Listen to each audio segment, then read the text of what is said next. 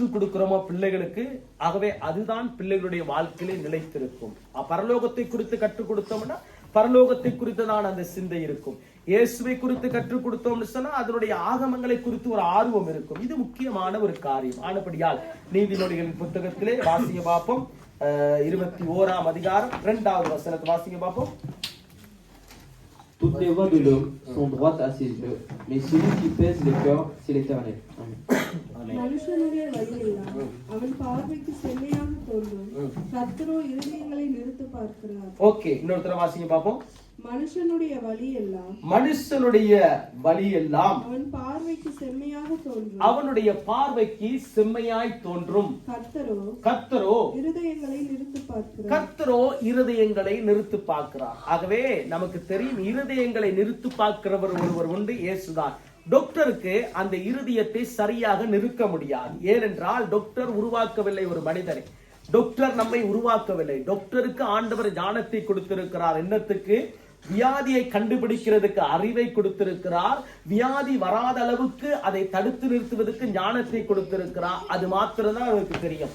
ஆனால் இருதயத்தை நிறுத்து பார்க்கிறவர் இயேசு ஒருவர் மாத்திரம்தான். ஆனால் இன்றைக்கு நாங்கள் பார்க்க போகின்ற காரியம் என்னவென்று கேட்டால், செம்மையாய் தோன்றுகிறதான வழி. இப்ப செம்மையாய் தோன்றுகிறதான வழி எங்கே இருக்கிறது என்று பார்த்தோம் என்றால், அது வேதத்திலே தான் இருக்கிறது. இயேசுவை ஆராதிக்கிற இடத்துல தான் இருக்கிறது.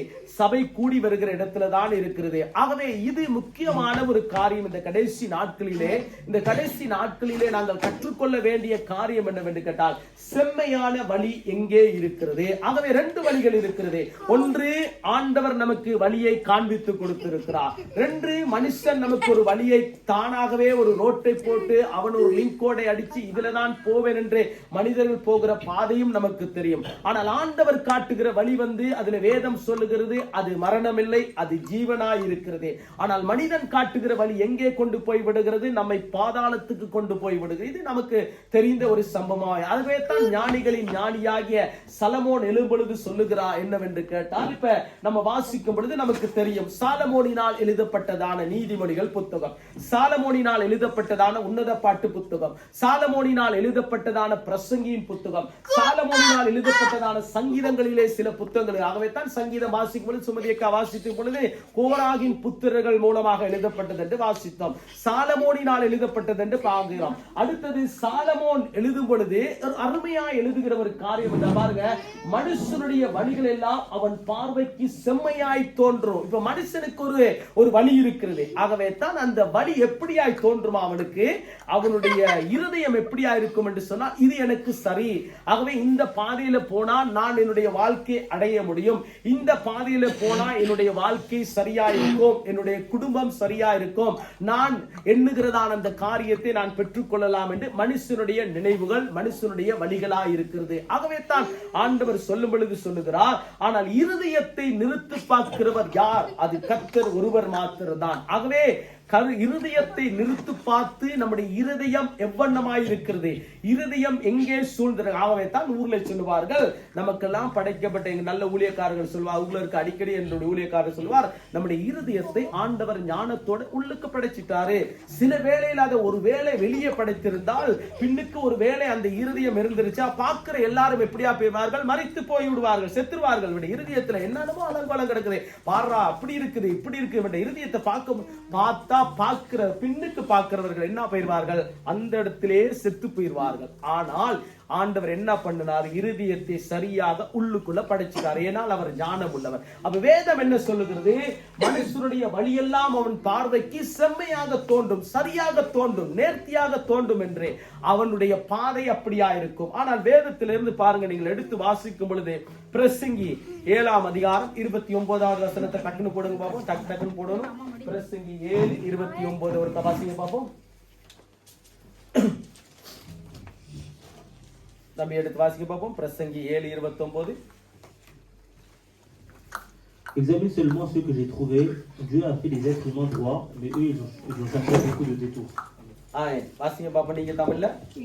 இதோ தேவன் மனுஷனை செம்மையானவனாக உண்டாக்கினார். இப்ப தேவன் மனுஷனை செம்மையானவனாக உண்டாக்கினார். இது எங்கே உண்டாக்கப்பட்டது? ஆதியாகம புத்தகத்திலே நாங்கள் பார்க்கின்றோம். ஆகவே கர்த்தர் மனிதனை அவர் டிசைன் பண்ணி அவனுக்கு தேவையான காரியங்கள் எல்லாவற்றையும் அவனுக்கு படைத்து அதற்கு பிறகுதான் மனிதனை படைத்தார். மனிதனை மாத்திரம் படைத்திருந்தா அவன் என்ன பண்ணிருப்பான்? அவன் குரங்கோட மாத்திரம் தான் பேசிக்கொண்டிருப்பான், யானையோட மாத்திரம் தான் பேசிக்கொண்டிருப்பான், சிங்கம் புலியோட மாத்திரம் தான். அதே ஒரு சுபாவத்துக்குள்ளே தான் அவனுடைய வாழ்க்கை வந்திருக்கும்.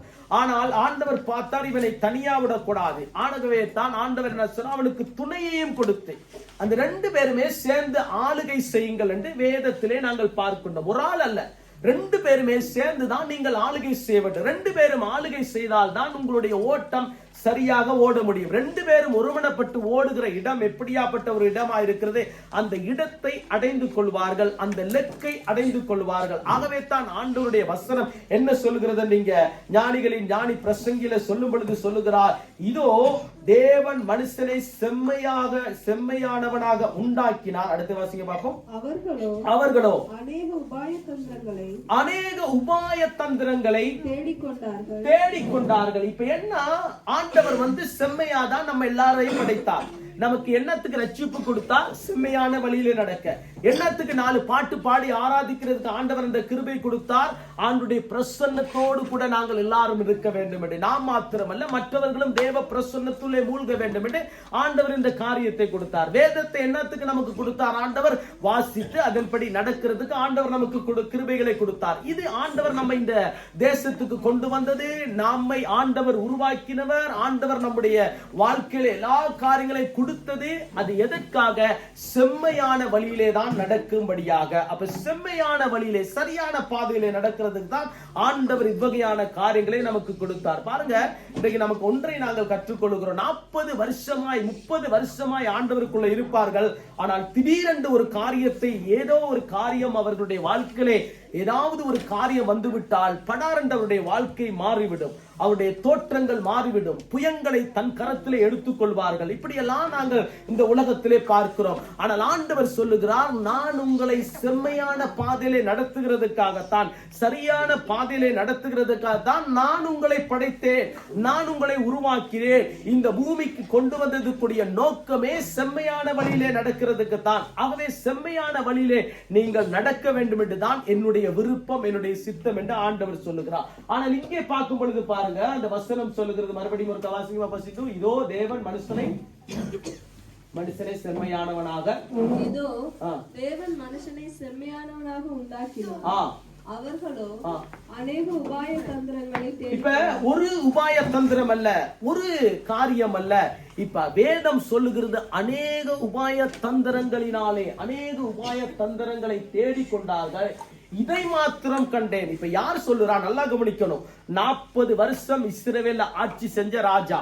இன்றைக்கு உலக சரித்திரத்திலே 1000 மனைவிகளை வைத்திருந்தது யாருமே கிடையாத ஒரு மனுஷன். யாரு? இந்த சாலமோன். ஆகவே இவனுடைய நாட்கள் எல்லாம் நமக்கு தெரியும். வேதத்தை படிக்கும் பொழுது அந்த அருமையான அவனுடைய மண்டபம், அதாவது தேவனுடைய தேவாலயம், எருசலேம் தேவாலயம் கட்டப்பட்டது. அதிலே தான் வேதத்தில் அடிக்கடி நாங்கள் 4ஆம் புத்தகத்திலே நாங்கள் வாசிக்கின்ற பொழுது தேவ பிரசன்னம் அப்படியே இறங்கினதை நாங்கள் பார்க்கின்றோம். அவன் கேட்டது ஞானம், அந்த ஞானத்தோடு கூட ஆண்டவர் ஐஸ்வர்யத்தை கொடுத்தார். இதெல்லாம் நமக்கு தெரியும். தெரிஞ்சிருந்தோம் பாருங்க, இவனுடைய வாழ்க்கையில ஒன்றை அவன் கற்றுக்கொண்டது காரணம் என்னவென்று கேட்டால், அவன் சொல்லுகிறான், மனுஷனை ஆண்டவர் சரியா தான் படைச்சார், மனுஷனை செம்மையான வழியில நடக்கிறதுக்கு தான் ஆண்டவர் அவனை உருவாக்கினான். ஆனா அவனும் என்ன பண்ணிட்டான்? அநேக உபய தந்திரங்களினாலே தேடிக்கொண்டார்கள். இதை மாத்திரம் தான் நான் கண்டிருக்கிறேன் இந்த பூமியில. ஏன்னு கேட்டா, அவர்கள் அந்த உபத்திரவங்கள், பாடுகள், கஷ்டங்களை இவர்களே தேடிக்கொண்டார்கள். ஏன்? இவர்களுடைய பாதை கோணலும் மாறுபாடுமான பாதை, இவருடைய பாதை செவ்வையான பாதை அல்ல. ஆகவே ஆண்டவர் படைத்ததுக்கு நோக்கம் என்ன?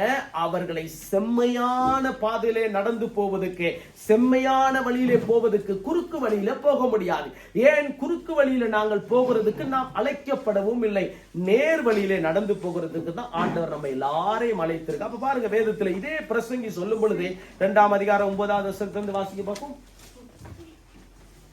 வாசிங்க தம்பி, நீங்க இருக்கா? Plus grand que n'importe qui et avant moi à Jérusalem, sans rien perdre de ma sagesse. Amen. Je n'ai rien refusé à mes yeux de tout ce qui réclamait. Je n'ai privé mon cœur d'aucune joie. En effet, mon cœur était réjoui par tout mon travail, et c'est toute la part que j'en ai retirée. Puis j'ai réfléchi à tout ce que mes mains avaient entrepris, à la peine que j'avais eue pour le faire, et j'ai constaté que tout n'est que fumée et revient à poursuivre le vent. Il n'y a aucun avantage à retirer de se retrouver sur le soleil. ஆமென். வாசிங்க பார்ப்போம் தமிழ்ல. எனக்கு முன் எருசலேமில் இருந்த எல்லாரை பார்க்கிலும் எருசலேமில் இருந்த எல்லாரை பார்க்கிலும் நான் பெரியவனும் திரவிய சம்பந்தனுமானேன். என் ஞானமும் என்னோட கூட இருந்தது. பாருங்க, நல்ல கவனிங்க. என் ஞானமும் என்னோடு கூட இருந்தது. இந்த ஞானத்தை யார் கொடுத்தார்? நம்முடைய ஆண்டவர் கொடுத்தார். அவன் சொல்லுகிறான், திரவிய சம்பந்தனாய் இருந்தேன். எருசலேமிலே இருக்கின்ற பொழுது, இஸ்ரவேலிலே நான் இருக்கின்ற பொழுது என்னுடைய வாழ்க்கை எவ்வளமாய் இருக்கிறது? எனக்கு முன்னே எருசலேமில் இருந்த எல்லாரை பார்க்கலாம். நல்லா கவனிக்கலாம். இப்ப எல்லாரை பார்க்கிலும் இவனுடைய வாழ்க்கை எப்படியா இருந்தது? இவன் பெரியவனாய் இருந்தான். எதிலே? தேவனுடைய ராஜ்யத்திலே பெரியவனாய் இருந்தான். தேவ சமூகத்துக்கு இவன் ஏற்ற ஒரு மனுஷனாகத்தான் இருந்தான், நமக்கு தெரியும். ஆனால் இவனுடைய வாழ்க்கையிலே பார்க்கின்ற பொழுது என்ன நடக்கிறதே? எல்லாரை பார்க்கல நான் பெரியவன் தான். பாருங்க, பிரசங்க எழுதும் பொழுது சாதாரண காரியம் அல்ல. இதை நல்லா வீட்டில கொஞ்சம் வாசித்து பாருங்க. இவன் சொல்லுகிறான், நான் எல்லாரை பார்க்கிலும் நான் பெரியவன். அடுத்து சொல்லுகிறான், திரவிய சம்பந்தனுமான. அடுத்து பாருங்க, என் ஞானமும் என்னோடு கூட இருந்தது. பாருங்க, நல்லா கவனிக்கணும். எனக்கு என்னோடு கூட எனக்கு என்ன இருக்கிறது? ஞானம் இருக்கிறது. என்னோடு கூட அந்த ஞானம் இருக்கிறது. அடுத்த வசனத்துக்கு போங்க பாப்போம். இப்பதான் ஒரு பெரிய ஒரு பிரச்சனைக்கு வந்துருச்சு. ஏன் என்று கேட்டால், ஆண்டவர் படைச்சதான படைப்பு எப்படியா இருந்தது?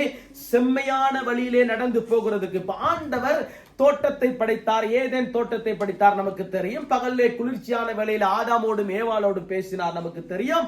ஆகவே தான் ஏதேன் தோட்டத்திலே ஆண்டவர் உலாவிக் கொண்டிருந்தார் என்று பார்க்கிறோம். அங்கே நன்மை தீமையான கனி மரத்தை ஆண்டவர் உருவாக்கினார். ஆண்டவருக்கு கீழ்ப்படுகிறார் என்பது பார்ப்பதற்காக ஆண்டவர் அந்த காரியத்தை உருவாக்கினார், நமக்கு தெரியும். ஆகவே நமக்கு ஆண்டவர் கொடுத்திருக்கிற வேதம், இந்த வேதத்தின்படி நடப்போமா நடக்க மாட்டோமா என்று ஆண்டவர் ஏங்கிக் கொண்டே இருக்கிற காலம் இந்த காலம். ஆகவே தான் இங்கே ஞானிகளின் ஞானி சொல்லும் பொழுது என்னத்தை சொல்லுகிறார் பாருங்க. என் கண்கள் இச்சித்தவைகளை ஒன்றையும், அடுத்த வாசிக்க பார்ப்போம். நான் அவைகளுக்கு தடை பண்ணவில்லை. நல்லா கவனிக்கணும். இதுக்கு எந்த தடையும் கிடையாது. ஏனென்று கேட்டால், அப்போஸ்தலனாகிய பவுல் சொல்லுகிறார் என்னவென்று கேட்டால், இதோ எனக்கு என்னுடைய வாழ்க்கையில பலன் இருக்கிறது. ஆகவே என்னுடைய வாழ்க்கையில எனக்கு சுயஞானம் இருக்கிறது. என்னுடைய வாழ்க்கையில சுய புத்தி இருக்கிறது. எல்லாம் எனக்கு பக்தி விருத்தி உண்டாகாது. ஏனென்று கேட்டால், எல்லாவற்றையும் எனக்கு அனுபவிக்கிறதுக்கு அதிகாரம் உண்டு. கொரிந்தியர் புத்தகத்துல பார்க்கிறோம், எல்லாவற்றையும் அனுபவிக்கிறதுக்கு எனக்கு அதிகாரம் இருக்கிறது. ஆனால் எல்லாம் பக்தி விருத்தி கேட்டதா? எனக்கு முன்பதாக தோட்டம் இருக்கிறது, எனக்கு முன்பதாக நன்மை இருக்கிறது, எனக்கு முன்பதாக தீமை இருக்கிறது, எனக்கு முன்பதாக பணம் இருக்கிறது, பதவி இருக்கிறது, எல்லாம் இருக்கிறது. ஆனால் எது தேவ சமூகத்திலே நான் வருகிற பொழுது என்னை செவ்வையாய் நடத்துகிறது. இதுதான் இங்கே சாலமோன் சொல்லும் பொழுது சொல்லுகிறான், என் கண்களை இச்சித்தவைகளை ஒன்றும் நான் அவைகளை தடை பண்ணவில்லை. அடுத்த வாசிங்க பார்ப்போம். என் இருதயத்துக்கு ஒரு சந்தோஷத்தையும் நான் வேண்டாம் என்று விளக்கவில்லை. நல்லா கவனிக்கணும். ஆகவே தான் வேதம் சொல்லுகிற பொழுது அழகாய் சொல்லுகிற ஒரு காரியம், விசுவாச சந்ததியாக நமக்கு சொல்லப்படுகிற ஒரு காரியம், இயேசுவே வழி சத்தியம் என்று சொல்லப்படுகிறதான நமக்கு சொல்லப்படுகிற காரியம் என்னவென்று கேட்டா, நாம எல்லாரும் எங்கே போகிறோம்? விசுவாச கப்பல்ல ஏறிட்டோம். இந்த விசுவாச கப்பலை சேதப்படுத்துகிற நேற்றைய நாளே குடும்ப ஜெபத்தில் தீமோத்தேயுவின் புத்தகம் 1வது அதிகாரத்தை மறுபடியும் நாங்கள் வாசிக்கிறதுக்கு ஆரம்பித்து விட்டோம். அப்ப நான் அந்த கடைசி வசனத்துக்கு வரும் பொழுது இம்மானும் அண்ணாச்சியும் என்ன பண்றார்கள் கேட்டாக்க, இந்த விசுவாச கப்பலை சேதப்படுத்த. அப்ப நம்மட ஆள் ட்ரம்மருக்கு நான் சொன்னேன், உன்னை சேதப்படுத்துறதுக்கு கரவல் இருக்கிறான், உன்னை சேதப்படுத்துறதுக்கு அடையன் இருக்கிறான், உன்னை சேதப்படுத்துறதுக்கு பிரெஞ்சுக்காரன் இருக்கிறான். இதுக்கு நீ இடம் கொடுக்க கூடாது. ஆகவே தான் அன்றைக்கு நோவா கப்பலை உருவாக்கும் பொழுது ஒரு காரியம் செய்யப்பட்டது. உள்ளும் புறம்புமாக கீழ் பூசப்பட்டது. ஏன் உள்ளும் புறம்புமாக பூசப்பட்டுருச்சு? உள்ளுக்கு மாத்திரம் பூசிட்டு அப்படியே விட்டுருக்கலாமே. ஏன் பூசப்பட்டது? ஆண்டவர் அந்த ஞானத்தை கொடுத்தா. ரெண்டு பக்கமும் பூசினாதான் தண்ணி உள்ள வராது.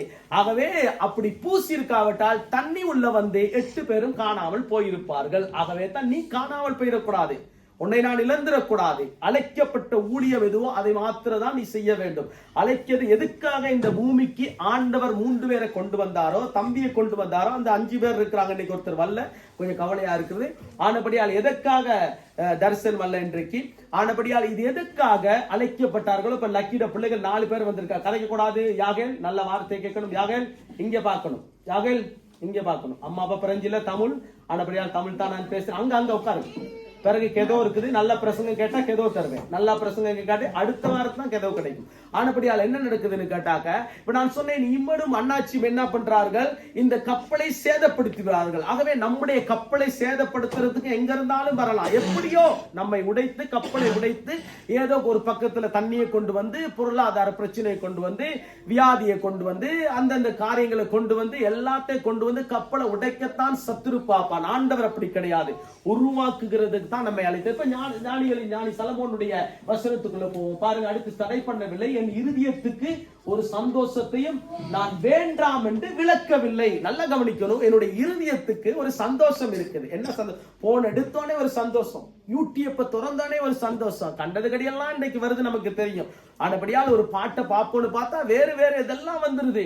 சில நேரங்கள்ல அதுக்குள்ள போயிட்டு திரும்ப வந்தா என்ன நடக்குது, திரும்ப முழுக்க ஞானஸ்தானம் எடுக்க வேண்டிய ஒரு சூழ்நிலை வந்துவிடும் எல்லாருக்கும். ஆனால் திரும்ப எடுத்தா பிறகு அது நேரடியா டிரெக்டோ பரலோகம் போயிடும், அது வேணாம். ஓகே, ஆனபடியால் ஆண்டவர் எதுக்கு கொடுத்திருக்கிறாரோ அதுக்கு மாத்திரம் நாங்கள் உபயோகப்படுத்துகிறோம். ஓகே, யூடியூப் எதுக்கு கொடுக்கப்பட்டிருக்கிறது? எல்லா பாருங்க, நான் வேண்டும் என்று விளக்கவில்லை. பாருங்க, அவன் சொல்லுகிறான் இருதயத்துக்கு ஒரு சந்தோஷத்தை நான் வேண்டாம் என்று விளக்கவில்லை. இப்ப இருதயத்துக்கு என்ன சந்தோஷம் எனக்கு கிடைக்கிறதோ அதை நான் விளக்கவில்லை. அடுத்த வாசிங்க பாப்பா சிந்து. நான் செய்த முயற்சிகளில் எல்லாம் என் மனம் மகிழ்ச்சி கொண்டிருந்தது.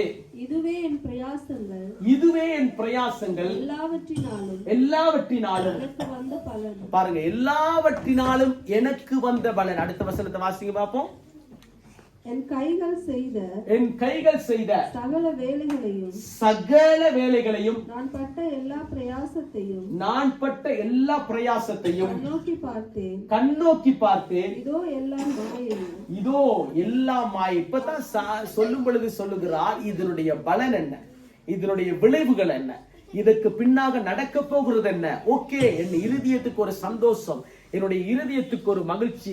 நான் எதை பார்க்கிறனோ, என்னுடைய கண்ணுக்கு என்ன 100 கிலோமீட்டர் தூரத்துல தெரியுதா, 50 கிலோமீட்டர் தூரத்துல தெரியுதா, அல்ல மேல மொட்டை மாடியிலிருந்து நான் பார்க்கிறேனா, ஒன்றையும் நான் விட்டு வைக்கவில்லை. ஏன் என்று கேட்டால், என் இருதயத்துக்கு எது சந்தோஷத்தை கொடுக்கிறதோ அதை நான் அனுபவிக்கிறேன். இப்ப அனுபவிக்கிற ஆள் சொல்லும் பொழுது சொல்லுகிறார் என்னவென்று கேட்டா பாருங்க, என் கைகளை செய்த சகல வேலைகளை நான் பட்ட எல்லா பிரயாசத்தையும் கண்ணோக்கி பார்த்தேன். இதோ அடுத்த வாசிங்க பாப்போம். நீங்களே எல்லா மாயும் மனதுக்கு சஞ்சலமுமாய் பாருங்க, எல்லா மாயை மனதுக்கு சஞ்சலமுமாய் இருக்கிறது. ஏன் இது மனதுக்கு மாயையும் சஞ்சலமுமாய் இருக்கிறது? ஏனென்றால் ஆண்டவர் படைத்தது எதுக்காக? செம்மையான வழியில.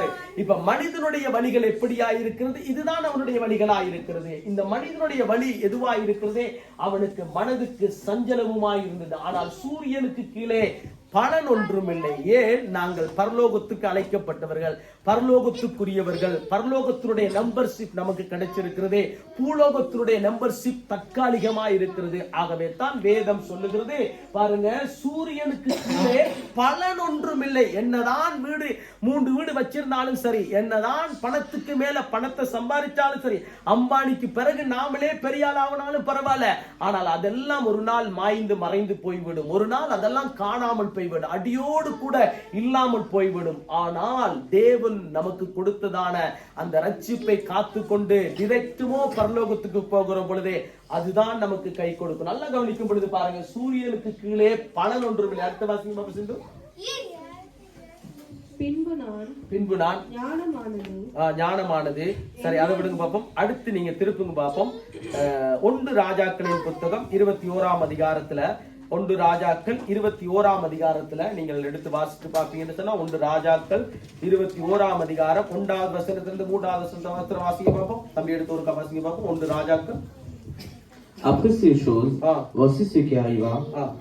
Naboth et Jezreel avaient une vigne à Jezreel à côté du palais d'Achab, roi de Samarie. Et Achab parla ainsi à Naboth: cède-moi ta vigne pour que j'en fasse un jardin potager, car elle est tout près de ma maison. Je te donnerai à la place une vigne meilleure, ou si cela te convainc, je te payerai la valeur en argent. Mais Naboth répondit à Achab: que l'Éternel me garde de donner l'héritage de mes pères. Amen. Amen. வாசிங்க பாப்பா சிந்து.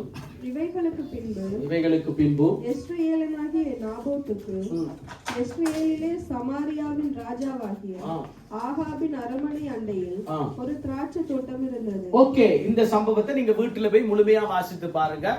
இது மனிதனுடைய வழி எவ்வண்ணமாய் இருக்கிறது, மனிதனுடைய நோக்கம் எவ்வண்ணமாய் இருக்கிறது. ஏன் கர்த்தர் படைத்ததான அந்த படைப்பு ஒரு செம்மையான வழியிலே நடக்க வேண்டும் என்று. ஆனால் மனிதன் அநீதியான வழியை தேடி போகிறான், அநீதியான காரியங்களை செய்கிறான். இதற்குத்தான் ஒரு அடையாளமாக வேதம் நமக்கு காண்பிக்க கொடுக்கிறது. இவைகளுக்கு பின்பு, அப்ப பாருங்க, இந்த காரியங்களுக்கு முன்ன என்ன காரியம் நடந்துச்சோ நீங்க பைபிள்ல வாசித்து பாருங்க. இப்ப அடுத்து நாபோத் என்று சொல்லப்படுகிறதான ஒரு மனுஷன். இந்த நாபோத்தை குறித்து வேதம் நமக்கு காண்பித்து கொடுக்கிறது. இவன் பெரிய சல்லிக்காரன் அல்ல, பெரிய பணக்காரன் அல்ல, ஆனா இவனுக்கிட்ட ஒரே ஒரு பொருள் இருந்துச்சு. இப்ப நமக்கு பாருங்க, நமக்கு எல்லாம் இழந்து போனாலும் நமக்கு என்ன இருக்கிறது? ரட்சிப்பு இருக்கிறது. எல்லாம் நம்முடைய சரீரம் பலவீனப்பட்டு போனாலும் பரவாயில்ல, நமக்குள்ள என்ன இருக்கிறது? விசுவாசம் இருக்கிறது. நம்முடைய வாழ்க்கையில எல்லாம் இழந்து போயிட்டு கடைசி நேரத்துல நாம கடைசி கட்டத்துல நிற்கும் பொழுது என்ன இருக்கிறது? பரலோகம் இருக்கிறதுன்றதான ஒரு விசுவாசம் இருக்கிறது. அதே போல இவனுடைய வாழ்க்கையில பாருங்க, நீங்க வாசிக்கும் பொழுது நாபோத்து, வாசிங்க பார்ப்போம், வாசிங்க. நாபோத்துக்கு இஸ்ரவேலிலே சமாரியாவின் ராஜாவாகிய, அப்ப சமாரியாவின் ராஜாவாகிய ஆகாபின் அரமனையின் அண்டையில் ஒரு திராட்சை தோட்டம் இருந்தது. இப்ப இவனுக்கு ஒரு திராட்சை தோட்டம் இருக்கிறது. இப்ப யாருக்கு இருக்கிறது இந்த திராட்சை தோட்டம்? இந்த பேரே நல்ல வடிவா போட்டிருக்கு. நாபோத்துக்கு ஒரு திராட்சை தோட்டம் இருக்கிறது. இந்த திராட்சை தோட்டம் எங்கே இருக்கிறது? ராஜா கண்ணுக்கு முன்னால இருக்கிறது. ராஜாவுடைய அரண்மனைக்கு பக்கத்திலே இருக்கிறது. இந்த திராட்சை தோட்டம் எப்படியாப்பட்டது? நல்ல பலன் கொடுக்கிறதா இருக்கிறது. ஆகவே தான் கிறிஸ்துவ குடும்பங்களை கண்டவுடனே பக்கத்து வீட்டுக்காரனுக்கு பத்தி எரிகிறது நமக்கு தெரியும். இங்க பார்க்க முடியாது, எல்லா கதவும் அடைச்சிட்டு யார் பக்கத்து வீட்டுல இருக்கா. அப்ப இலங்கையில நமக்கு தெரியும், ஆவிக்குரிய குடும்பத்தை குறித்து நமக்கு தெரியும். செழிப்பாய் இருப்பார்கள், சந்தோஷமாய் இருப்பார்கள். அவர்களுக்கு சாப்பாட்டு இருந்தாலும் சரி, இல்லாட்டியும் சரி, அவர்கள் சந்தோஷமும் மகிழ்ச்சியும் ஒரு காலமும் அழிந்து போகாது. காரணம், ரட்சிப்பு அவர்களோடு கூடதே. அதே போல இவனுடைய வாழ்க்கையில என்ன? இவனுடைய வாழ்க்கையிலே அந்த ஒரு அருமையான ஒரு தோட்டம் இருக்கிறது. இந்த திராட்சை தோட்டம் எங்கே இருக்கிறது? ஆகாப் ராஜாவுடைய அரண்மனைக்கு முன்னாடி இருக்குது. இருக்கும் பொழுது பாருங்க, அடுத்த வாசிங்க பாப்பா, அடுத்த வசனத்தை, 2வது வசனத்தை. ஆகாப் நாபோத்தோட பேசி, உன் திராட்சை தோட்டம் என் வீட்டிற்கு அடுத்திருக்கிறபடியால் அதை கீரை கொள்ளையாக்கும்படி எனக்கு கொடு. அதை பார்க்கிலும் நல்ல திராட்சை தோட்டத்தை அதற்கு பதிலாக உனக்கு தருவேன். அல்லது உனக்கு வேண்டுமானால் அதன் விலைக்கிரயமான பணத்தை தருவேன் என்றார். அடுத்தது, நாபோத் ஆகாபை நோக்கி, நான் என் பிதாக்களின் சுதந்திரத்தை உமக்கு கொடாதபடி, பாருங்க, நான் என் பிதாக்களின் சுதந்திரத்தை உமக்கு கொடாதபடி கர்த்தர் என்னை காப்பாராக என்றார். கர்த்தர் என்னை காப்பாராக என்றார். ஏன் என்று கேட்டா, ஆகாப் ராஜா பொல்லாதால் நமக்கு தெரியும். பொல்லாத மனுஷன். யாருகிட்ட என்ன சொத்து இருக்கோ அப்படியே அவ கொள்ளடிச்சிருவான். யாரு மைந்த மாதிரின்னு வச்சுக்கொள்ளுங்களேன் உதாரணத்துக்கு. இப்ப என்ன, யாருகிட்ட என்ன இருக்கிறதோ அதை அப்படியே புடுங்கி கொண்டு வரக்கூடியத்தக்கதான அந்த கெட்ட குணமுள்ளவன், முறுக்க குணமுள்ளவன், முரட்டு குணமுள்ளவன், சொல்லிக்கொண்டே போகலாம் ஆகாப் ராஜாவுடைய குணாதிசயங்கள். ஆனால் இவருடைய வாழ்க்கையில என்ன? இந்த எல்லாம் இருக்குது. பல தோட்டங்கள் இஸ்ரவேல்ல இருக்கிறது, சமாரியாவில் இருக்கிறது. ஆனால் இவனுக்கு பக்கத்துல பல தோட்டங்கள் இருந்திருக்கலாம். ஆனா அதெல்லாம் எனக்கு வேணாம். இந்த நாபோத்தினுடைய தோட்டம், திராட்சை தோட்டம் மாத்திரம் தான் எனக்கு வேணும். பாருங்க, சொல்லுவாங்க, கனி உள்ள மரத்துக்கு கல்லடி கூட. கனி இல்லாத மரத்துக்கு யார் அடிக்க போறா? விசுவாசத்துல வளர்றவங்களுக்கு, நம்பிக்கையில் இருக்கிறவர்களுக்கு, பரலோகத்தை குறித்ததான ஏம் இருக்கிறவர்களுக்கு, பரலோகம் தான் எனக்கு சொந்தம் என்று சொல்லுகிறவர்களுக்கு, ரட்சிப்பு தான் எனக்கு மேன்மை என்று சொல்லுகிறவர்களுக்கு. ஆகவே அவர்களை பார்த்து என்ன செய்வேன்? உலகம் கல்லுதான் அடிக்கும், ஒரு மாதிரி தான் சொல்லும். அட்டுழியம் தான் ஒரு மாதிரி சொல்லும், வேண்டாதவன் ஒரு மாதிரி தான் சொல்லும். ஆனால் வேதம் என்ன சொல்லுகிறது? ஆனால் வேதம் தெளிவாய் நமக்கு சொல்லக்கூடிய ஒரு காரியம் என்னவென்று கேட்கிறோம். பாருங்க, அந்த வசனம் சொல்லுகிறது, நாபோத் ஆகாப்பை நோக்கி, நான் என் பிதாக்களின் சுதந்திரத்தை உமக்கு கொடாதபடிக்கு கர்த்தர் என்னை காப்பார். எனக்கு ஒரு சுதந்திரம் இருக்கிறது. என்ன சுதந்திரம்? நான் ஒரு காலத்திலே விடுதலை இல்லாத ஒரு வாழ்க்கை, ரட்சிப்பு இல்லாத வாழ்க்கை, சந்தோஷம் இல்லாத ஒரு வாழ்க்கை. ஆகவே ஆனால் எனக்கு ஆண்டவர் எனக்கு ஒரு பிதாக்களின் சுதந்திரத்தை கொடுத்திருக்கிறார். முற்பிதாக்களின் சுதந்திரத்தை கொடுத்திருக்கிறது போல இவனுக்கு அந்த சொத்து இருக்கிறது.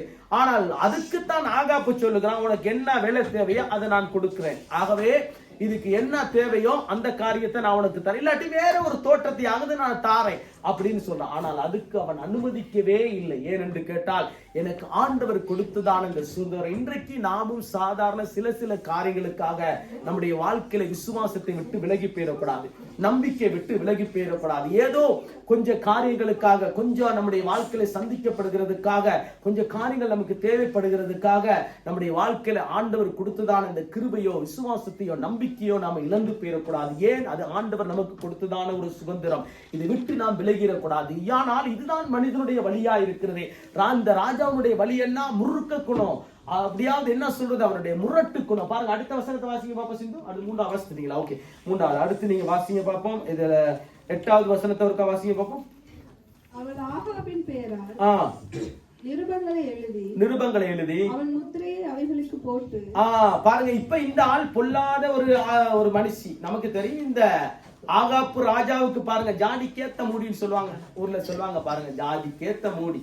அப்ப இந்த ஜாடிக்கேத்த மூடி வந்து என்ன நடந்துக்குதுன்னு கேட்டா, இந்த ஜாடிக்கு மூடி ஒண்ணு தேவை. நமக்கு தெரியும் சரியா அந்த மூடி இல்லாவிட்டால் அந்த ஜாடி ரொம்ப கஷ்டமா இருக்கும்.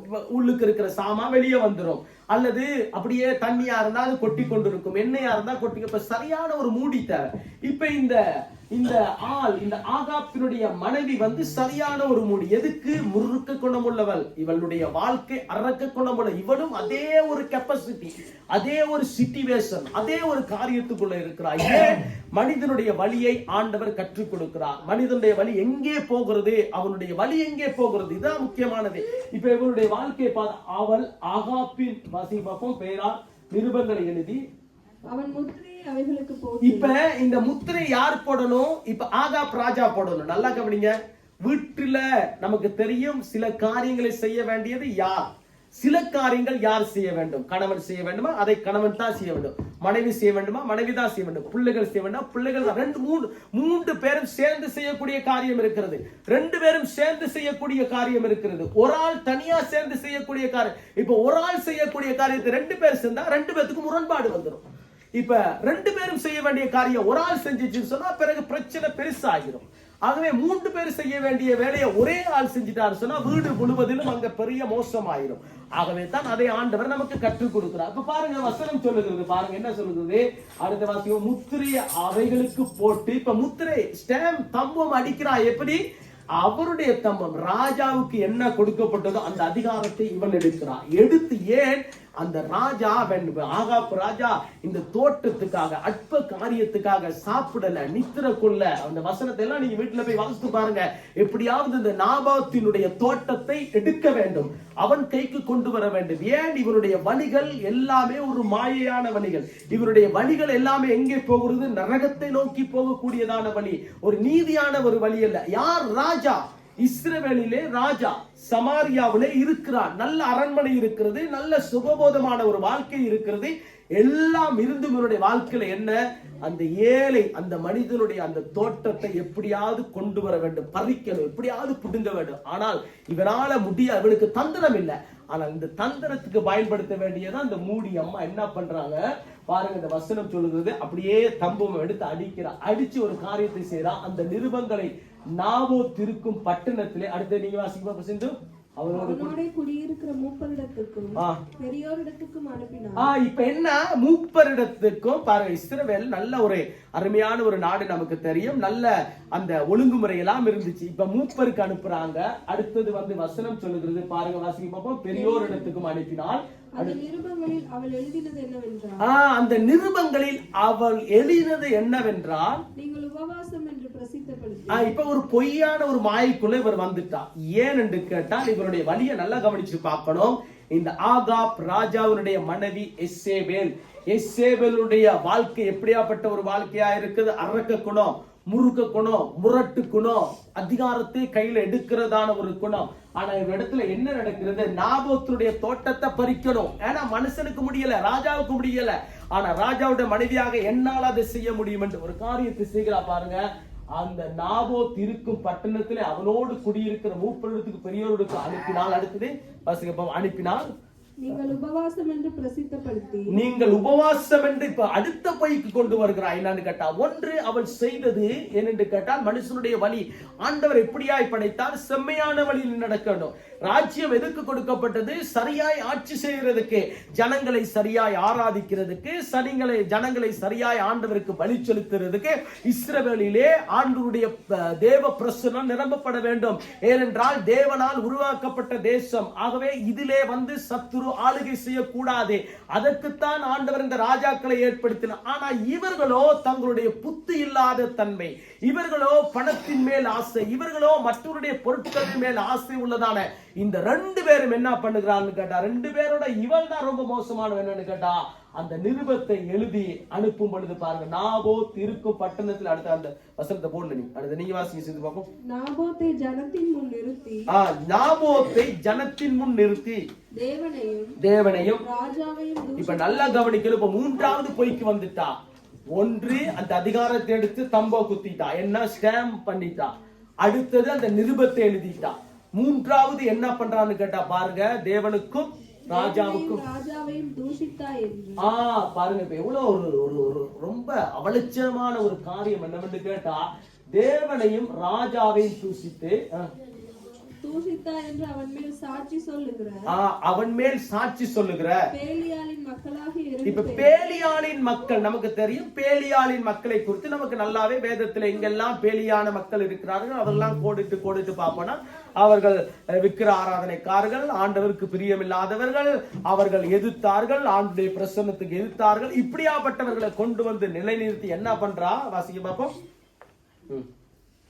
இரண்டு பேரை அவனுக்கு எதிராக நிறுத்தி அவனை வெளியே கொண்டு போய் இப்ப சாகும்படிக்கு அவனை கல்லறிந்து கொலை செய்தார்கள். அதுக்கு பின்பு நீங்க வீட்டுல போய் வாசித்து பாருங்க. அடுத்த ஆண்டுடைய வழியை நாம் கற்றுக்கொள்ளணும். இப்ப மனுஷனுடைய வழியை நாங்கள் பார்த்துட்டோம். இதுல மீதியான காரியங்கள் நல்ல நோட்ஸ் இருக்கு, நீங்க வீட்டுல போய் பாருங்க. இப்ப ஆண்டவருடைய வழி எப்படியாப்பட்ட வழி என்று ஏசாயா 55 எடுத்துக்கொள்ளுங்க பாப்பா டக்குன்னு. 6ஆம் அதிகாரத்திலிருந்து 9வது வசனத்து வரை நேரம் போகுது. ஏசாயா 55ஆம் அதிகாரம் 6வது வசனத்திலிருந்து 9வது வசனத்து வரை ஒரு வாசிக்க பார்ப்போம்.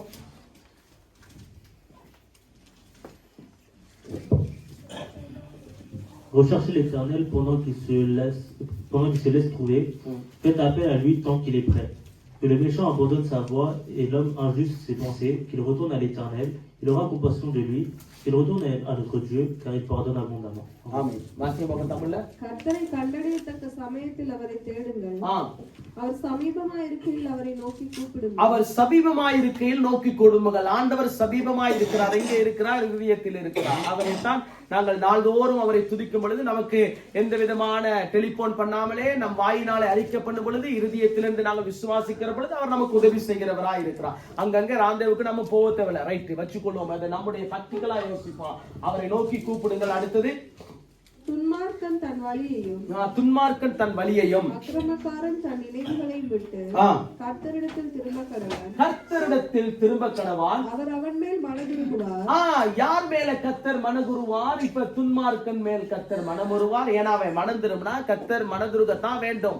அவன் பாவம் செய்தவன், அக்கிரமம் செய்தவன், ஆண்டவர் அவனுக்காக மனதுருகி அவனை மன்னிக்கத்தான் வேண்டும். ஏன்னா அவருடைய தன்மை அப்படியாப்பட்டது. இப்ப மனதுருகுவார். அடுத்தது, நம்முடைய தேவனிடத்திற்கே திரும்ப கடவான். நம்முடைய தேவனிடத்துக்கே திரும்ப கடவான். மன்னிக்கிறதற்கு தயை பெருகி. இப்ப ஆண்டவருடைய சுபாவத்தை குறித்து சொல்லியிருக்க. அடுத்த வாசிங்க பார்ப்போம். என் நினைவுகள் உங்கள் நினைவுகள் அல்ல.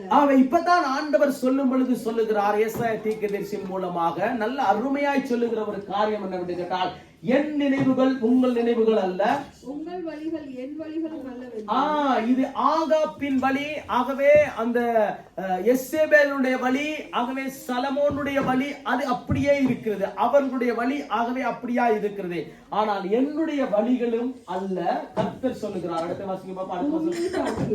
பூமியை பார்க்கிலும் வானங்கள் எப்படி உயர்ந்திருக்கிறது. இப்ப பூமியை பார்க்கிலும் வானங்கள் எப்படி உயர்ந்திருக்கிறதோ அப்படியே உங்கள் வழிகளை பார்க்கிலும் உங்கள் வழிகளை பார்க்கிலும் என் வழிகளும் உங்கள் நினைவுகளை பார்க்கிலும் என் நினைவுகளும் உயர்ந்திருக்கிறது. நல்லா கவனிக்கணும். இப்ப ஆண்டவர் சொல்லுகிறார், என்னுடைய வழி வித்தியாசமானது. ஏனென்று கேட்டால், நான் உங்களுக்கு காட்டுகிற வழி எது அது ஜீவனும் சமாதானத்தையும் கொடுக்கிறது. ஆனால் ஆகாப்பினுடைய அந்த ராஜாவுடைய வழியும் எசேபேலுடைய வழியும் எங்கே கொண்டு போய் விடுகிறது? அது நரகத்துக்கு, அவர்களுடைய வழி நரகத்துக்கே கொண்டு போகிறது. ஏன்? பொய்க்கு மேல பொய், குற்றச்சாட்டுக்கு மேல அது ஒரு மனுஷனை குறித்து அப்படி அவதூறாய் பேசுகிறதை நாங்கள் பார்க்கிறோம். ஆனால் ஆண்டவர் சொல்லுகிறார், என்னுடைய வழி ஆகவே உங்களுடைய வழிகள் அல்ல, என் நினைவுகள் உங்களுடைய நினைவுகள் அல்ல, என்னுடைய வழி வந்து பரலோகத்துக்கு நேரான வழி, என்னுடைய வழி வந்து பரிசுத்தத்துக்கு நேரான வழி, என்னுடைய வழி விசுவாசத்துக்கு நேரான வழி, என்னுடைய வழி உபயோகப்படுகிற ஒரு பாத்திரமான வழி. இதற்குத்தான் உங்களை அந்த பூமிக்கு கொண்டு வந்திருக்கிறேன், இதற்குத்தான் உங்களை அழைத்திருக்கிறேன் ஆண்டவர் தெளிவாய் சொல்லுகிறார். அடுத்த வசனத்தை நீங்க நோட் பண்ணிக்கொள்ளுங்க. ஏசாயா 42:16 ஒருக்கா வாசிங்க பாப்போம். சிந்து ஒருக்கா குயிக்கா தம்பி நீங்களும் வாசிங்க பாப்போம். ஏசாயா 42:16. Je ferai marcher les aveugles sur un chemin qu'ils ne connaissent pas. Je les conduirai par des sentiers qu'ils ignoraient. Je changerai les ténèbres en lumière devant eux et je redresserai les passages tortueux. Voilà ce que je ferai et je ne les abandonnerai pas. Amen. குருடரை அவர்கள் அறியாத வழியிலே நடத்தி அவர்களுக்கு தெரியாத பாதைகளில் அவர்களை அழைத்து கொண்டு வந்து அவர்களுக்கு முன்பாக இருளை வெளிச்சமும் கோணலை செவ்வையுமாக்குவேன். இந்த காரியங்களை நான் அவர்களுக்கு செய்து அவர்களை கைவிடாதிருப்பேன். நல்லா கவனிக்கணும். ஏசாயா தீர்க்கதரிசியில முழுமையாய் சொல்லப்படுகிற அநேக வசனங்கள் ஆண்டவர் நேரடியாய் பேசின காரியங்கள் நமக்கு தெரியும். ஆகவே இந்த வசனத்தை பார்க்கின்ற பொழுது பாருங்க, நாம ஒரு காலத்துல எப்படியா இருந்தோம்? கண்ணு தெரியல நமக்கு. என்ன கண்ணு தெரியல? ரட்சிப்புனா நமக்கு தெரியாது, விசுவாசனா நமக்கு தெரியாது, நம்பிக்கைனா நமக்கு தெரியாது, பரலோகம் மோட்சம்னா நமக்கு தெரியும். ஏதோ 2 பேர் சொல்றதை கேட்போம். ஆனால் அவர்களாய் இருந்ததான நம்மை ஆண்டவர் எப்படி அழைத்திருக்கிறார் என்று ஞாபகப்படுத்துகிறார். என்று ஞாபகப்படுத்தும் பொழுது என்ன சொல்றார்? குருடரை அவர்கள் அறியாத வழியிலே நடத்தி அவர்களுக்கு தெரியாத பாதையிலே அவர்களை அழைத்து கொண்டு வந்து. என்ன பாதை? நமக்கு ஆண்டவர் காண்பித்து கொடுக்கிற பாதை ஆச்சரியமான பாதை, அற்புதமான பாதை, நன்மையான பாதை, ஆசீர்வாதமான பாதை. அடுத்து சொல்லும்போது அவர்களுக்கு முன்பாக இருளை வெளிச்சம். இப்ப இஸ்ரவேல் ஜனங்களுக்கு வேதம் சொல்லுகிறது, அவர்கள் என்ன பண்றார்கள் கேட்டா பெரிய வெளிச்சத்திலே இருந்தார்கள். ஆனால் அதை பார்க்கலும் ஆண்டவர் பெரிய ஒரு காரியத்தை அவர்களுக்கு இருளே இருந்ததால் அந்த ஜனங்கள் பெரிய வெளிச்சத்தை கண்டார்கள் என்று வேதத்திலே பார்க்கிறோம். இதுதான் இந்த வசனத்தினுடைய அடையாளம். என்ன? அவர்களுக்கு முழுவதாக இருளை வெளிச்சமும், அடுத்து இப்ப கோணலும் மாறுபாடுமான வாழ்க்கை. நம்முடைய வாழ்க்கை ஒரு காலத்திலே நம் கண் தெரிந்தும் நமக்கு அப்படியே மாமிசத்தினுடைய கண் நமக்கு தெரியும், ஆனால் ஆவியின் கண் நமக்கு இல்லை. ஆகவே நமக்கு சரீரத்திலே கொடுக்கப்பட்ட காதுகள் இருந்தது, ஆனால் ஆவிக்குரிய கண். அதுக்குத்தான் வெளிப்படுத்தல் விசேஷத்தில் ஆண்டவர் அடிக்கடி ஒரு வார்த்தை சொல்லுகிறார், காதுள்ளவன் கேட்கப்படவாய், காதுள்ளவன் கேட்க கடவாய், காதுள்ளவன் கேட்கப்படவாய். ஏன்? காது எல்லாருக்கும் இருக்குது. காது இல்லாதவர்கள் யாராவது இருக்கிறாங்களா? இல்ல, இருப்பாங்க. ஆனால் அவர்களை பார்த்து சொல்லுவோம், காது கேட்காதவர்களை ஏதோ ஒரு விதத்தில் சொல்லலாம். ஆனால் எல்லாருக்கும் என்ன இருக்குது? ஆவிக்குரிய காதுகள் கொடுக்கப்பட்டிருக்கிறது. என்ன? காதை ஆண்டவர் விருத்த சேதனம் பண்ணியிருக்கிறார், கண்ணை விருத்த சேதனம் பண்ணியிருக்கிறார். ஆகவே நம்முடைய பேச்சு, நம்முடைய காரியங்கள் எல்லாவற்றையும் ஆண்டவர் விருத்த சேதனம் பண்ணியிருக்கிறார். எங்கே? சிலுவையிலே விருத்த சேதனம் பண்ணியிருக்க நமக்கு தெரியும். ஆனால் இங்கே சொல்லும் பொழுது சொல்லுகிறார், அவர்களுக்கு முன்பதாக இருளை வெளிச்சமாகும், கோணலை செவ்வையுமாக்குவேன். இந்த காரியங்களை நான் அவர்களுக்கு செய்து. யாருக்கு? நமக்கு எல்லாருக்கும் ஆண்டவர் செய்திருக்கிறார். எல்லாருக்கும் ஆண்டவர் செய்திருக்கிறார். ஆகவே கண்டும் காணாதவர்கள் போல நம்முடைய வாழ்க்கை அல்ல, கேட்டும் கேட்காதவர்கள் போல அல்ல. நம்முடைய காதுகள் ஆண்டுடைய சத்தத்தை கேட்கிறது. ஏன்? ஆராதிக்கும் பொழுது அவருடைய சத்தம் கேட்கப்படுகிறது, தேவ செய்தி நேரத்தில் அவருடைய சத்தம் கேட்கப்படுகிறது. ஆகவே நம்முடைய காரியங்களை என்ன ஆண்டவர் சொல்லுகிறார்? செம்மையானவனாக இந்த காரியங்களை நான் அவர்களுக்கு செய்து அவர்களை கைவிடாதிருப்பேன். எவ்வளவு அருமையான ஒரு வார்த்தை. ஏன்? அவருடைய வழியை நமக்கு கற்றுக் கொடுக்கிறார். இப்ப தம்பி கடைசியா அந்த பாட்டு படிக்கும் பொழுது, என் ஆத்துமாவே, அந்த பாட்டை படிக்கும் பொழுது மோசேக்கு ஆண்டவர் என்ன பண்றான்னு கேட்டா வழிகளை கற்றுக் கொடுக்கிறார் என்று ஒரு அடி ஒன்று இருக்கிறது. இரண்டாவது, இஸ்ரவேல் ஜனங்களுக்கு ஆண்டவர் அவர்களுக்கு கிருபைகளை கற்றுக் கொடுக்கிறார் என்று இருக்கிறது. ஏன்? ஆண்டவர் அந்த வழியை கற்றுக் கொடுக்கிறவராய். இப்ப அடுத்து நாம பார்க்க போகிறோம் பாருங்க. அடுத்த வசனத்தை நீங்க திருப்பிக் கொள்ளுங்க, இது இருக்கட்டும். அடுத்து உபாகமம் 32ஆம் அதிகாரத்திலே 4வது வசனத்தை 13வது வசனத்தை மாத்திரம் வாசிக்க பார்ப்போம். உபாகமம் டக்குனு போடுவோம். உபாகமம் 32:4 வாசிக்க பார்ப்போம்.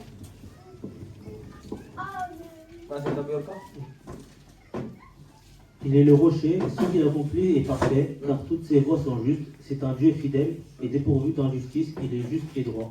ஆமென். தமிழ்ல வாசிங்க பாப்போம். அவர் கண்மலை அவர் கண்மலை, அவர் கிரியை உத்தமமானது அவர் கிரியை உத்தமமானது. இப்ப கர்த்தருடைய வழியை ஆண்டவர் காண்பித்து கொடுக்கிறார் மோசேக்கு. அப்ப பல்லாயிரம் லட்சக்கணக்கான மக்கள் இருந்தாலும், பல நூற்றுக்கணக்கான மக்கள் நம்மளை சுத்தி இருந்தாலும், ஆண்டவர் நமக்கு காட்ட வேண்டிய வழி இதுதான் என்றால் இதுலதான் நாங்க போக முடியும்.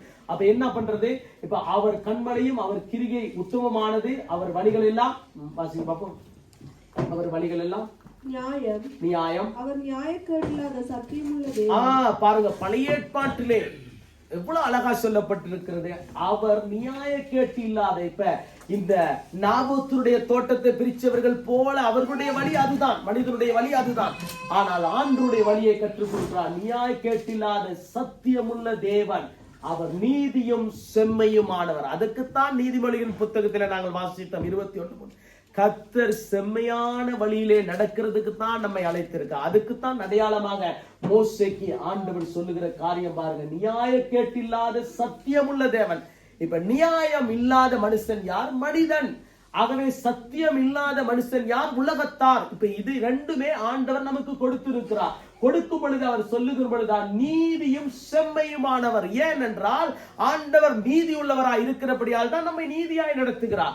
அவர் செம்மையாய் நடந்தபடியால் தான் அந்த பூமியிலே செம்மையாய் நம்மை நடத்த வேண்டும் என்று விரும்புகிறார். இப்ப 13வது வசனத்தை கொஞ்சம் வாசிக்க பார்ப்போம். சிந்து 13வது வாசிக்க பார்ப்போம்.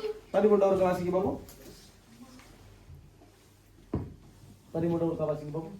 பூமியில் உள்ள உயர்ந்த ஸ்தானங்களின் மேல் உயர்ந்த ஸ்தானங்களின் மேல் அவனை ஏறி வர பண்ணினார். அவரை ஏறி வர பண்ணினார். வயலில் விளையும் பலனை அவனுக்கு புசிக்க கொடுத்தார். அவனுக்கு புசிக்க கொடுத்தார். கண்மலையில் உள்ள தேனையும் கற்பாறையிலிருந்து வடியும் எண்ணெயையும் அவன் உண்ணும்படி செய்தார். இப்ப மோசேக்கு ஆண்டவர் அவனுக்கு கொடுக்க வேண்டியதான அவனுடைய வயிறு நிரம்ப வேண்டும், அவனுடைய சரீரம் பலமுள்ளதா இருக்க வேண்டும். கடைசி நேரம் மோசேயினுடைய மரண அந்த சம்பவம் நடக்கிற நேரத்துல இந்த 32க்கு பிறகு அவர் மரிக்க போகிறார். நமக்கு தெரியும், பிஸ்கா மலைக்கு ஆண்டவர் கொண்டு போய் காண்பிக்கிறார். இந்தாப்பா உன்னுடைய சந்ததி சுதந்திரிக்க போகிறதான இந்த கானாவூர். ஏன் அவரால் சுதந்திரிக்க முடியல? இதை பார்த்துக்கொள், அவ்வளவுதான். நீ பிஸ்கா மலைக்கு மேலே ஏறி பார்த்துக்கொள். ஆகவே இன்றைக்கு உலகத்தில் இருக்கிற மக்கள் என்ன, பரலோகம் என்கிறதான பேரை பார்த்துக்கொள்ளலாம், பரலோகத்துக்கு போக முடியாது. பரலோகத்துக்கு போகணும்னா ஆண்டுடைய செம்மையான வழிக்கு தான் வரணும். செம்மையான வழிக்கு வந்தாதான் பரலோகம். அதுக்குத்தான் ஆண்டவர் இவருக்கு எல்லா காரியங்களையும் கொடுக்கிறார். அவருக்கு என்ன செய்யணுமோ அவனுக்கு சாப்பாட்டை கொடுக்கிறார். என்று கேட்டால் அவனுக்கு என்னென்ன தேவைகளோ அதையெல்லாம் சந்திக்கிறார். இப்ப பவுலுடைய கடைசியாய் பார்க்க போகிறான். இப்ப பவுல் அந்த ஜனங்களுக்கு சொல்லும் பொழுது பாருங்க, நீங்க 2 தெசலோனிக்கே நிருபத்திலே 3ஆம் அதிகாரம் தம்பி எடுத்துக்கொள்ளுங்க. 2 தெசலோனிக்கே டக்குனு போடுங்க. 2 தெசலோனிக்கே 3ஆம் அதிகாரத்திலே 4-5வது வசனத்திற்கு போடுங்க. 4-5 2 தெசலோனிக்கே. இப்ப பவுலிடத்திலே நாங்கள் பார்ப்போம் என்றால் பவுல் தெளிவான ஒரு பதிலை சபைக்கு கொடுக்கிறார். கொடுக்கும் பொழுது பாருங்க, மேலும் வாசிங்க, இதை பார்த்தே வாசிக்கப்படுகிறது. Nous avons à votre égard cette confiance dans le Seigneur que vous faites et que vous ferez les choses que nous vous recommandons. Que le Seigneur dirige vos cœurs vers l'amour de Dieu et vers la patience de Christ. Amen.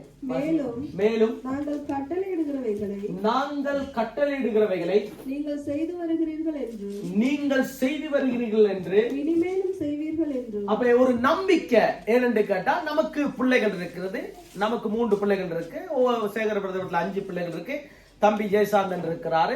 Okay, நம்முடைய Rousey இருக்கு. ரோசிக்கு 2 பிள்ளைகள் இருக்கு. இப்ப கபரி வீட்டுல 4 பிள்ளைகள். யாரு? லக்கிக்கு 4 பிள்ளைகள் இருக்கு. பிந்து ஒரு பிள்ளை இருக்குது. இப்ப நமக்கு எல்லாம் தெரியும். நம் பார்வைக்கு நான் சொல்லுகிறேன், இப்பதான் உங்களுக்கு புரிஞ்சு கொள்ள முடியும். அப்ப என்ன நடக்கிறது? ஒரு நம்பிக்கை. என்ன நம்பிக்கை? பிள்ளைகள் சத்தியத்திலே வளர்வார்கள், பிள்ளைகள் ஆண்டுடைய வழியில நிற்பார்கள். எதை நம்பி நாங்கள் அனுப்புகிறோம் காலேஜுக்கு? எதை நம்பி நாம ஸ்கூலுக்கு அனுப்புறோம்? எதை நம்பி நாம ட்ரிப்புக்கு அனுப்புகிறோம்? ஒரு நம்பிக்கை. நாங்கள் வேதத்தை கற்றுக் கொடுத்திருக்கிறோம். இது பாவம், இதை தொடாதே நீர். ஆகவே தானியலை முன்வைத்து நாங்கள் சொல்லிக் கொடுக்கிறோம். தானியல் நல்ல மனுஷன் பாரு, வாலிப காலத்திலே அவனுடைய வாழ்க்கையிலே ஆசவாசங்கள் இருந்ததே, அதெல்லாம் விற்று போட்டுட்டு ஆண்டவருக்காக வாழ்ந்தான். யோசேப்புடைய வாழ்க்கையை நாங்கள் படிக்க சொல்றதுக்கு என்னத்துக்கு காரணம்? இப்படியாப்பட்ட மனுஷன் அதாவது எகிப்திலே 2வது நிலைமைக்கு ராஜாவுக்கும் அடுத்த ஸ்தானத்துக்கு வந்ததுக்கான காரணம் என்ன? அவன் தேவனுடைய வழிகளை கற்றுக்கொண்டான், சத்தியத்திலே உண்மையாய் இருந்தான், பரிசுத்தத்திலே நிலைத்திருந்தான். ஆகவே தான் அவனுடைய வாழ்க்கை உயர்த்தப்பட்டது. சத்ராக் மேசேக் அபேத்நேகோ அக்னியிலே போடப்பட்ட பொழுது அப்படியே அந்த சிலையை வணங்குறதுக்கு தலைகீழா குதிக்கவில்லை, அப்படியே 2 காலை நீட்டி போட்டு கையை அப்படியே உயர்த்தி அவன் பணிந்து கொள்ளவில்லை. அது யாரு வணங்கினாலும் வணங்காட்டி எனக்கு அந்த கதை தேவையில்ல, உலகத்து மக்கள் எப்படி போனாலும் எனக்கு தேவையில்ல, சுற்றி இருக்கிறவங்க எப்படி போனாலும் தெரியாவில்ல, ஆனால் நான் ஆண்டவரை தான் ஆராதிப்பேன். இதெல்லாம் நாங்கள் கற்றுக் கொடுத்திருக்கிறோம். ஆனால் இதை கற்றுக் கொடுக்காவிட்டால் என்ன நடக்கும்?